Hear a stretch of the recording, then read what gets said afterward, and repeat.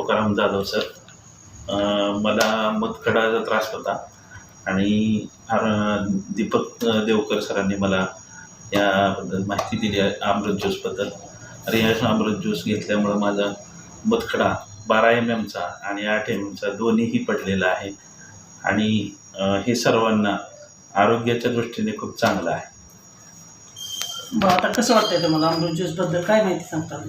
अमृत juice हे खरंच अमृत आहे आणि आपल्या शरीराच्या सर्व गोष्टी घटक व्यवस्थित म्हणजे मूळ पदावर येण्यासाठी आपल्याला हे सर्वांनी वापरलं तर आरोग्याच्या दृष्टीने खूप चांगलं आहे आणि सर्वांनी घ्यावं.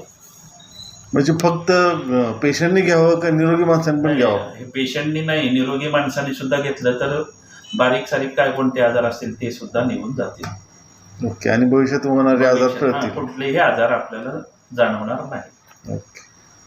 Thank you sir.